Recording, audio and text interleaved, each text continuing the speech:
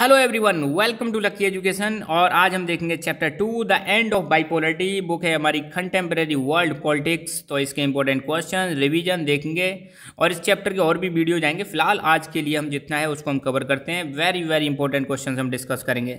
Number 1, Berlin wall के बारे में देखते हैं। बर्लिन, पहली बात तो नाम बर्लिन जैसे ही आता है तो आपके माइंड में आनी चाहिए क्या? यूरोपियन कंट्री जर्मनी आनी चाहिए। ठीक है, तो बर्लिन कहाँ पड़ता है? जर्मनी में पड़ता है। तो बर्लिन जर्मनी में क्या हुआ था? बर्लिन नाम की जगह पर इसमें एक दीवार खड़ी कर दी थी। एक तो ईस्ट बर्लिन और दूसरा वेस्ट बर्लिन, ऐसे करके इसको डिवाइड कर दिया गया था। तो एक दीवार बनाई गई थी बर्लिन वॉल। तो ये बर्लिन वॉल पर बहुत सारे क्वेश्चन बन सकते हैं, तो एक ही बार में सबको निकाल देते हैं। तो ये बनाई कब गई थी? 1961 में बनाई गई थी। और इसको तोड़ा कब गया था? 9 नवंबर 1989 में इसको ब्रेक कर दिया गया था, या यूँ कह सकते हो बर्लिन वॉल कोलैप्स हो जाती है 1989 में। और जैसे ही बर्लिन वॉल कोलैप्स होती है तो ये माना जाता है कि हाँ भाई, अब शुरुआत हो गई है यूएसएसआर के डिसइंटीग्रेशन की, और शुरुआत हो गई है अपने कोल्ड वॉर के एंड होने की। ठीक है, Berlin wall symbolise the division between capitalist and communist world. Berlin wall एक प्रकार का सिंबल थी कि किसका सिंबल थी? कैपिटलिस्ट और कम्युनिस्ट वर्ल्ड के डिवीजन का। इसने बर्लिन को दो भागों में बांट दिया, ईस्ट बर्लिन और वेस्ट बर्लिन। ये हो गया ईस्ट बर्लिन और ये हो गया वेस्ट बर्लिन। ठीक है, तो वेस्ट बर्लिन कैपिटलिस्ट था, ईस्ट बर्लिन सोशलिस्ट था, ऐसे समझ लो। या फिर ईस्ट बर्लिन जो था यूएसएसआर के प्रभाव में था और वेस्ट बर्लिन आपका यूएसए के प्रभाव में था। बर्लिन वॉल जो बनाई गई थी लगभग 150 किलोमीटर लॉन्ग थी और ये लगभग 28 सालों तक बनी रही। 28 सालों के बाद इसको 1989 में ब्रेक कर दिया जाता है। व्लादिमीर लेनिन, इसके बारे में बहुत ही इंपॉर्टेंट है। इन्होंने एक पॉलिटिकल पार्टी फॉर्म की थी, उस पॉलिटिकल पार्टी का नाम है बोल्शेविक कम्युनिस्ट पार्टी। तो पूछा जाए बोल्शेविक कम्युनिस्ट पार्टी किसने फाउंड की, तो आपको बताना है व्लादिमीर लेनिन। और आज की डेट में भी हमारे रसिया के जो प्रेसिडेंट है आपको पता होगा व्लादिमीर पुतिन है, पुतिन जी है ना, ये भी आप ध्यान रखना। और ये 1917 में जब रशियन रिवॉल्यूशन हुई थी रशियन एम्पायर के खिलाफ, तो उसको उस दौरान ये लीडर हुआ करते थे Vladimir Lenin. The union of Soviet socialist Republic came into being after which revolution. देखो, जो यूएसएसआर बना था ये कौन सी रिवॉल्यूशन के बाद बना था, तो आपको पता होना चाहिए रशियन रिवॉल्यूशन हुई थी 1917 में, उसके बाद बना था यूएसएसआर नाम का देश। ठीक है, तो सोशलिस्ट रिवॉल्यूशन इन रशिया इन 1917, इसकी वजह से निकल के आता है union of Soviet socialist Republic नाम का देश। Who was the leader of socialist block? Socialist block का लीडर कौन हुआ करता था? तो यूएसएसआर हुआ करता था। आपको पता है सेकेंड वर्ल्ड वॉर के बाद दुनिया दो भागों में डिवाइड हो गई थी। एक तरफ था आपका कैपिटलिस्ट ब्लॉक और एक तरफ था आपका सोशलिस्ट ब्लॉक। तो सोशलिस्ट ब्लॉक को लीड कर रहा था यूएसएसआर और कैपिटलिस्ट ब्लॉक को लीड कर रहा था यूएसए। ये चीज़ आप ध्यान रखना। विच party was ruling in USSR? USSR में कौन सी पार्टी रूल कर रही थी ड्यूरिंग कोल्ड वार? तो आपको बताना है communist party of Soviet union, ये रूल कर रही थी यूएसएसआर में। यूएसएसआर ने अफगानिस्तान पर कब आक्रमण किया? इन्वेडेड मतलब कब आक्रमण किया? तो आपको बताना है 1979 में यूएसएसआर ने अफगानिस्तान में इन्वेजन किया था। तो अच्छा, नेक्स्ट क्वेश्चन है who was the general secretary of communist party of Soviet Union in 1985? 1985 में कम्युनिस्ट पार्टी का जनरल सेक्रेटरी कौन रहा हुआ करता था? तो आपको आंसर देना है मिखाइल गोर्बाचेव, ये हुआ करते थे। CIS की फुल फॉर्म क्या है? Commonwealth of independent states. Commonwealth of independent states, ये है full form.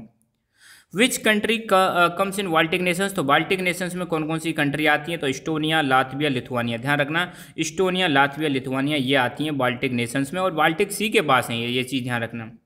Who introduced the economic and political reform policies of perestroika and glasnost?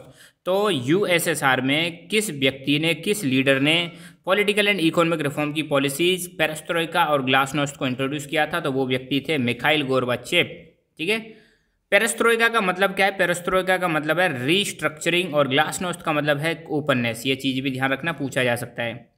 Who was the first elected president of Russia? Russia का first elected president कौन थे? तो ये थे Boris Yeltsin, 1991 से 1999 के बीच में। नाटो की फुल फॉर्म क्या है? North Atlantic Treaty Organization NATO की फुल फॉर्म है। तो ध्यान रखना, नाटो जो आपके वेस्टर्न ब्लॉक था उसका एक प्रकार से कह सकते हो मिलिट्री ग्रुप था। ठीक है, अच्छा चलो एक क्वेश्चन मैं आपसे पूछ लेता हूँ। नाटो और वार्सो पैक्ट, इनके बारे में आपको बताना है। नाटो कब बना था और वार्सो पैक्ट कब बना था, इनके बारे में बताना है। और नाटो का लीडर कौन था और वार्सो पैक्ट का लीडर कौन था, ये दो क्वेश्चन आपको कमेंट करके बताना है। Full form of FDI, foreign direct investment, ये है full form of FDI। Name the Russian currency, Russia की करेंसी क्या है? रूबल है। तो मैं एक क्वेश्चन आपसे फिर पूछ लेता हूँ, इंडियन करेंसी का नाम आपको कमेंट करके बताना है, ठीक है। When shock therapy was administered, shock therapy को कब दिया गया था? तो शॉक थेरेपी दी गई थी 1990s में। कहाँ पर दी गई थी? ये यूएसएसआर और इसके आसपास के जो सोशलिस्ट कंट्रीज थे उनमें यूएसएसआर की शॉक थेरेपी दी गई थी। अभी मैं बताऊंगा शॉक थेरेपी क्या है, आने दो क्वेश्चन। बाइपोलरिटी का मतलब क्या है? देखो बाइपोलरिटी का सिंपल सा मतलब है, जब आपको पता है सेकंड वर्ल्ड वॉर खत्म हुआ था, तो सेकंड वर्ल्ड वॉर खत्म होने के बाद दुनिया में दो ही पावर बची थी, एक तरफ था यूएसए और दूसरी तरफ था यूएसएसआर। ये दो पावरफुल कंट्रीज हुआ करते थे, तो पूरी दुनिया में पावर दो भागों में बट गई। इसी चीज़ को हम पॉलिटिकल साइंस में बोलते हैं बाइपोलरिटी। बाइपोलरिटी का मतलब होता है dominance of two super powers in the world. तो यहाँ पर आप देख सकते हो दुनिया में दो ही सुपर पावर्स हैं, एक तरफ है यूएसएसआर और दूसरी है यूएसए, और इन्हीं के बीच में स्टार्ट हो गया था कोल्ड वॉर, ठीक है। ये चीज़ आप भी ध्यान रखना।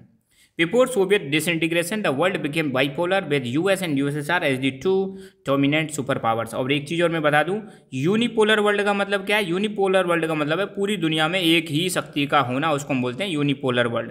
तो 1991 में यूएसएसआर के डिसइंटीग्रेशन के बाद यूएसएसआर की पावर तो हो गई खत्म, और फिर दुनिया में एक ही कंट्री का दबदबा हो गया था, दैट वॉज यूएसए। तो हम पढ़ते हैं ना हेजेमनी ऑफ यूएसए। तो 1991 के बाद हम कह सकते हैं वर्ल्ड जो था यूनिपोलर वर्ल्ड था, है ना।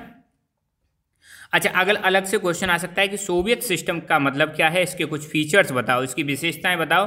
तो यहाँ पर कई सारे फीचर्स हैं, पेपर में आ सकता है 3-4 नंबर का, तो आप इसको लिख देना। सोवियत सिस्टम आपको पता है, पहली बात तो ये सोवियत सिस्टम कहाँ पर लागू किया गया था? ये यूएसएसआर में लागू किया गया था, ये चीज़ आप ध्यान रखना। और कैपिटलिस्ट सिस्टम कहाँ पर था? कैपिटलिस्ट सिस्टम था यूएसए में। तो हम यूएसएसआर का जो सोवियत सिस्टम था उसके फीचर्स देखते हैं, क्या क्या फीचर्स थे इसके। पहली बात तो ये सोशलिज्म पर आधारित था और ये कैपिटलिज्म का विरोध करता है। सोशलिज्म में मतलब आपको पता है ज़्यादातर चीज़ें स्टेट के कंट्रोल में होती हैं, यहाँ पे स्टेट का कंट्रोल का मतलब है सरकार के कंट्रोल में होती हैं, ठीक है। कैपिटलिज्म के खिलाफ है, और कैपिटलिज्म में ज़्यादातर चीज़ें प्राइवेट होती हैं, ये चीज़ आप ध्यान रखना, उसका उल्टा है।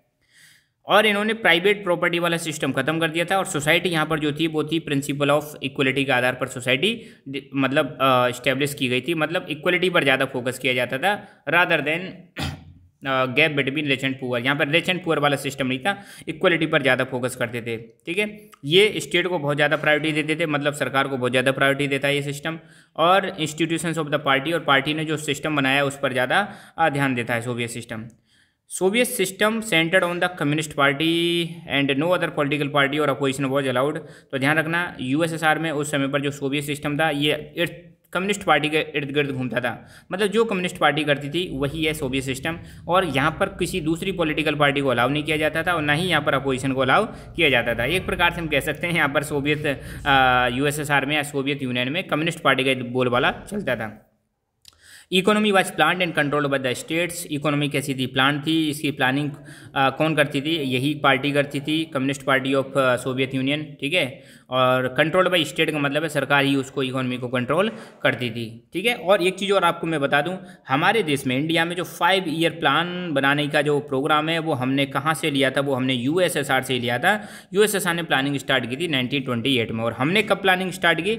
हमने स्टार्ट की थी 1951 में, और हमारा फर्स्ट 5 ईयर प्लान बनाया गया था 1951 से 1956 के बीच में। क्वेश्चन मैं आपको देता हूँ, 5 ईयर प्लान इंडिया में कौन बनाता था उसका क्वेश्चन मार्क मतलब यहाँ पे दे दिया। क्वेश्चन आपको कमेंट करके बताना है। और हमारा जो लास्ट 5 ईयर प्लान था वो कब खत्म हुआ ये भी आपको बताना है, ठीक है।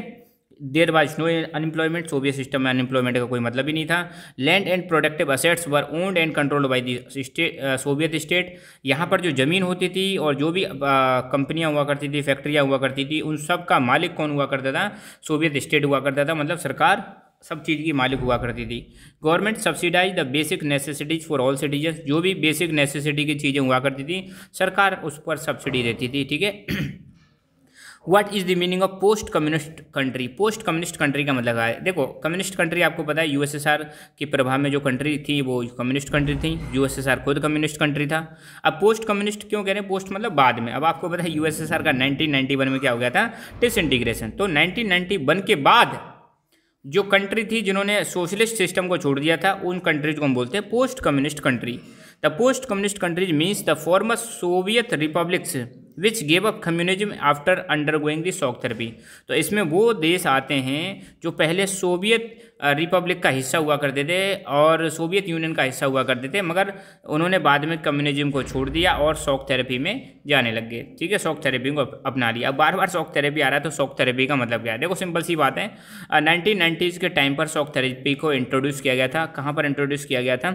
यूएसएसआर और उसके सोशलिस्ट कंट्रीज में इसको इंट्रोड्यूस किया गया था। इसका सिंपल सा मतलब है सोशलिज्म वाले सिस्टम को छोड़कर कैपिटलिज्म वाले सिस्टम को अपनाना, ये है शॉक थेरेपी। ठीक है, तो shock therapy was transitional form from authoritarian socialist system to a democratic capitalist system in Russia, Central Asia and East Europe under the influence of World Bank and IMF। तो ध्यान रखना, shock therapy को किसके under में administrate किया गया था? तो वर्ल्ड बैंक और IMF ने इसको इंट्रोड्यूस करवाया था।